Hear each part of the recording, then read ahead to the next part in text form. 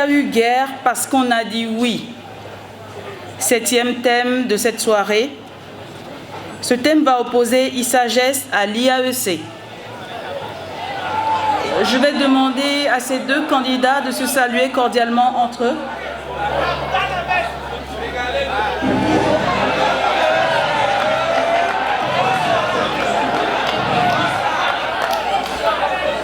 J'espère qu'il n'y aura pas guerre et que c'est dans un esprit de libre ensemble et de vivre ensemble qu'ils vont débattre sur ce thème.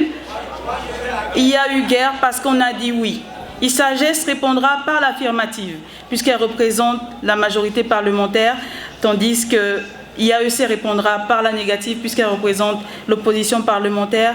Mesdames et messieurs, chers candidats, joutez maintenant.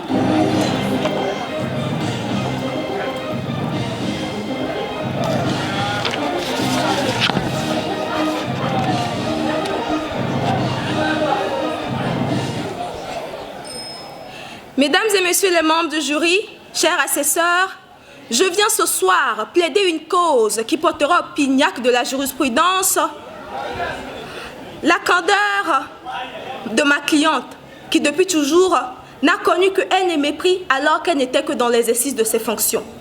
Ma cliente eût cru à la bonté, aux capacités stratégiques de l'homme qu'elle admirait tant servir, ignorant que seul son profit et pouvoir lui étaient importants, et qui, en une simple décision prise, a fait d'elle un monstre aux yeux de l'humanité.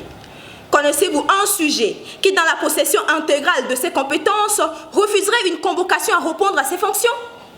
Même vous et moi ce soir avons répondu présent à cette audience pour exercer notre savoir-faire, car notre devoir nous l'accordait. C'est ainsi que ma cliente Madame Laguerre n'a lieu que si on lui fait appel.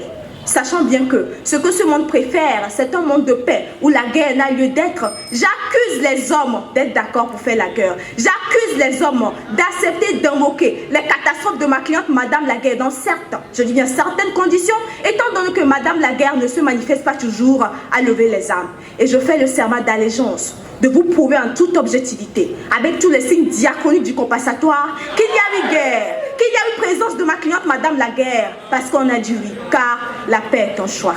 Merci.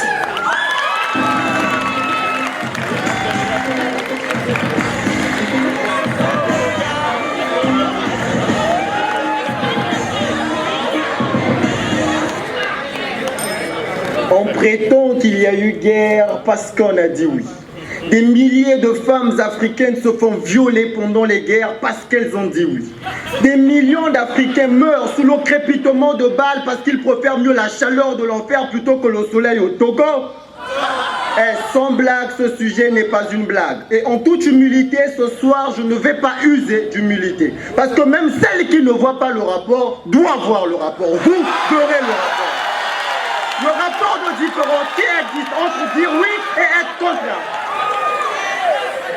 70 929 000 Noirs furent tués lors de la guerre de sécession qui déchira l'Amérique de Lincoln. Ces Noirs avaient besoin d'une chose, que l'on puisse admettre qu'ils sont capables de lire et d'écrire, et que tous les hommes naissent libres et égaux. Dire oui à quelque chose, c'est avoir le choix au préalable de dire non. Pour ces Noirs, c'était soit le choix, la mort dans un champ de blé ou la mort dans un champ de bataille. Je récapitule. Ces Noirs avaient soit le choix entre la mort ou la mort, seulement le lieu qui différait. En fait, ces Noirs n'avaient pas de choix.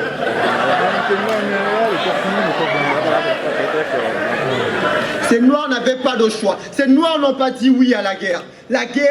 Ces Noirs n'ont pas choisi la guerre. C'est la guerre qui les a choisis. Honorable jury, tout au long de ma plaidoirie, je ne vais pas m'évertuer à vous convaincre. Les faits le feront pour moi. Mais je pense néanmoins que toute personne qui pense qu'il y a eu guerre parce qu'on a dit oui, eh bien cette personne est pour ce siècle ce que Hitler était pour le siècle passé, à savoir une honte.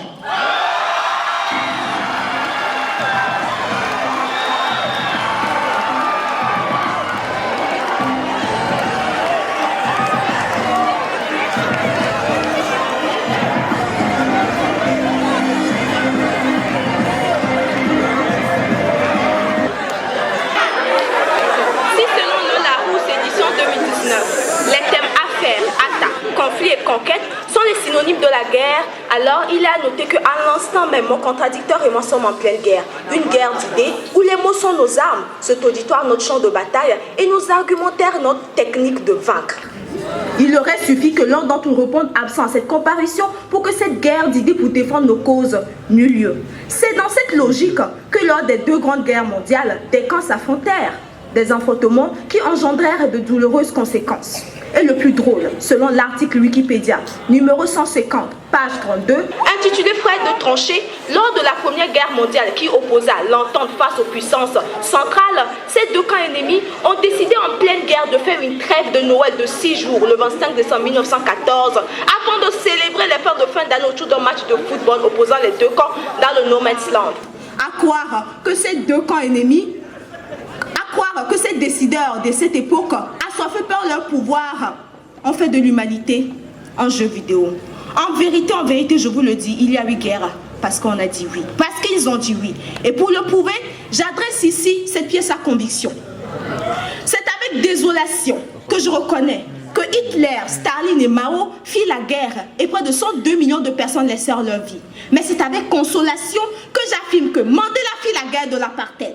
Karl Marx fit la guerre des classes sociales. Gandhi Mahatma, avec son mouvement de non-violence, fit la guerre et sans un seul coup de feu a réussi à vaincre les Anglais. On peut donc conclure que ces 3 figures emblématiques ont réussi à dire non à la forme de guerre que les 3 précédents ont volontairement accepté faire. Voilà pourquoi je désigne pour responsables les hommes des conséquences qu'engendrait ma cliente Madame la guerre. Voilà pourquoi je le crie, il y a eu guerre parce qu'on a dit oui.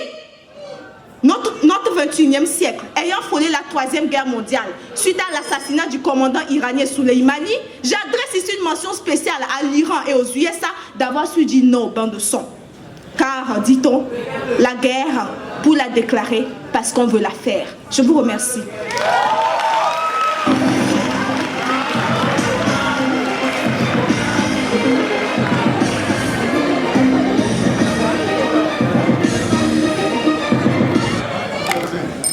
Allah a établi sa demeure dans les cieux, le mensonge a pour demeure la bouche de Cléopâtre. Mon cœur a mal quand je pense à la Palestine. Ces musulmans palestiniens qu'on chasse de leur maison. Ces musulmans palestiniens qu'on traite d'étrangers dans leur propre pays. Regardons la situation comme ceci. Vous vous réveillez un jour le matin, sous la décision injuste des Allemands, on décide que le Togo va désormais partager ses territoires avec un autre peuple. On vous retire Kara, Lomé, Koualimé. Si le Togolais se lève, a-t-il dit oui à la guerre? Il n'a pas dit oui à la guerre. Le 2 novembre 1927, la loi Balfour, sous la décision injuste des Anglais, oblige la Palestine à partager son territoire avec un autre peuple.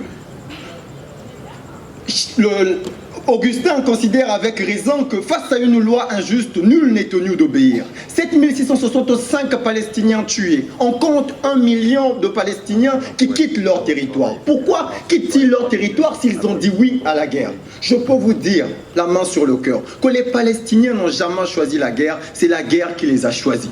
Mesdames et messieurs, j'aimerais ouvrir une parenthèse pour vous dire, tuer un homme ne fait pas de vous un meurtrier. Porter un soldat, porter un treillis ne fait pas de vous un soldat. Ils sont 300 000 enfants soldats selon l'ONU à avoir commis plus de 15 000 crimes ayant moins de 15 ans. Je vais vous dire la vérité. Moi aussi, quand j'avais leur âge, je commettais des crimes. Le matin au réveil, je prenais l'argent qui m'était destiné pour à l'école. J'allais au cinéma, je suivais tranquillement le film de Jackie Chan et de retour à la maison avec un visage angélique, un sourire immaculé. Je disais calmement à ma grand-mère, Mémé, la maîtresse a dit, demain, il n'y aura pas cours. Voilà mes crimes à cet âge. Mais ces enfants disent, général, demain, on n'aura plus de munitions. Général, divin repousse avec bravoure les ennemis. Général, Malaïka a reçu une balle dans la tête et elle est morte. Général, j'ai peur, oui, moi j'ai peur. Est-ce que ces enfants ont-ils dit oui à la guerre? J'ai peur parce que la société m'a menti. La société m'a dit que le diable avait un avocat. J'ai cherché l'avocat du diable, je ne l'ai jamais trouvé parce que le diable n'a pas d'avocat. Il a une avocate.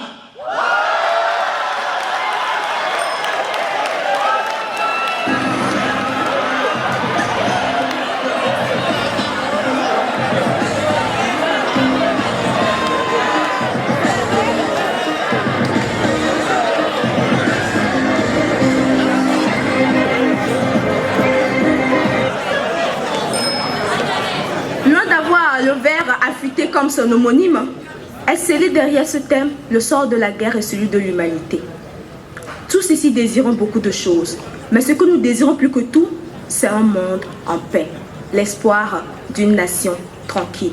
Je me demande comment les hommes arrivent-ils à être aussi fous, à entrer en guerre et à s'entretuer. Quelqu'un ici serait-il capable de porter un arme et d'aller sur le champ de bataille pour battre? Non, je ne crois pas. Voilà pourquoi je soutiens qu'il y a eu guerre et qu'il y aura guerre si et seulement si les hommes disent oui. Mon contradicteur a soulevé plusieurs arguments pertinents. Non, je rigole, il n'a soulevé qu'un seul qui tienne la route, celui de la guerre des opprimés. La guerre en Pakistan, la guerre en Syrie, la guerre de tous ces jeunes soldats dont il parle. Je le lui accorde, parce que tous ces innocents de ces contrées n'ont pas vraiment cherché la guerre que leur oppresseur leur accorde. Mais le silence du monde face à ces massacres est un oui d'emblée à ces guerres. À la conférence de Haï, en 1819, les hommes, je ne sais à quoi ils pensaient, ont voté un droit de guerre. Avoir voté les lois de la guerre, c'est accepter de les déclarer et de les faire. Mais toutefois, prenons la guerre pacifiste et non la guerre armée. La guerre armée qui, après son passage, ne laisse que calamité et désastre, alors que la guerre pacifique, celle qui m'a permis ce soir de partager avec vous, sans armes, sans kalachnikov, sans matraque, le fond de ma pensée, est plus raisonnable. Mesdames et messieurs, en réalité, qui veut la paix prépare la guerre, disait Jules César. Vouloir faire la guerre, ce n'est pas mal. Vouloir faire la guerre, c'est bander. Et ses finalités, c'est jouir. Alors, les moyens pour parvenir à cette jouissance devaient être faits calmement, doucement, avec tous les préliminaires possibles, afin de ne pas violer, afin de ne pas bafouer les droits de l'adversaire avec qui on est en nation. Alors, si comme mon contradicteur l'a dit, un jour vous êtes face à une guerre et vous n'avez pas le choix comme ses enfants, il a dit, alors faites la guerre intelligemment, la guerre pacifiquement, la guerre en paix et non la guerre en désordre. Je vous remercie.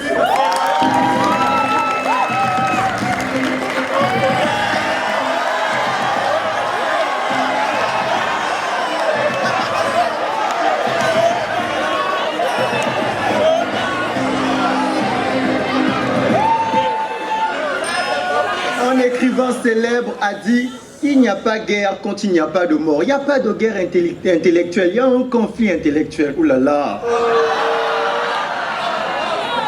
Mesdames et messieurs, nous ne pouvons pas dire oui à la guerre. En fait, je me sens comme à l'ONU ce soir. Seulement ici, l'ONU est définie comme étant l'organisation des nations inutiles. Je trouve inutile de prouver que tout ce qui est fait pour nous, sans nous, cela est fait contre nous. Comment pouvons-nous dire oui à une guerre qui est faite contre nous, quand nous savons que l'Occident a pris la décision de partager l'Afrique? L'Italie a choisi l'Éthiopie.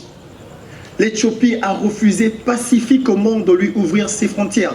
L'Italie n'était pas là pour la paix. L'Italie était là pour la guerre. Et de cette guerre va découler la mort de 95 000 Éthiopiens, femmes et enfants, sans compter les soldats. L'enfer, c'est les autres. L'enfer, ce n'est pas l'Éthiopie. L'enfer, c'est l'Italie. L'Éthiopie n'a pas choisi la guerre. L'Éthiopie a payé les frais de cette guerre. Dans sa définition classique, la guerre est un conflit armé entre deux groupes ou deux nations. On a attaqué l'armée angolaise chez les rebelles kabindés. Et de cette guerre, il y a découlé la mort de 2 personnes. Une nation en deuil, tout un continent en pleurs. La femme d'Abalo pleure son mari, Emmanuel Adebayor pleure ses 2 amis. Allez demander à Adebayor s'il avait dit oui à la guerre sur la route de Cabinda. Allez dire à Stanislas, à la femme de Stanislas, que son mari n'est plus sur cette terre parce qu'il avait dit oui à la guerre. Allez dire donc à Kodjovi qui ne peut plus utiliser ses jambes parce qu'il avait dit oui à la guerre. Vous savez, je ne vais plus vous donner des arguments, des preuves, parce que ça sera insatiable. Ça sera comme une femme à qui on a donné toutes les étoiles, elle demande encore la lune. Je suis désolé, j'en ai pas.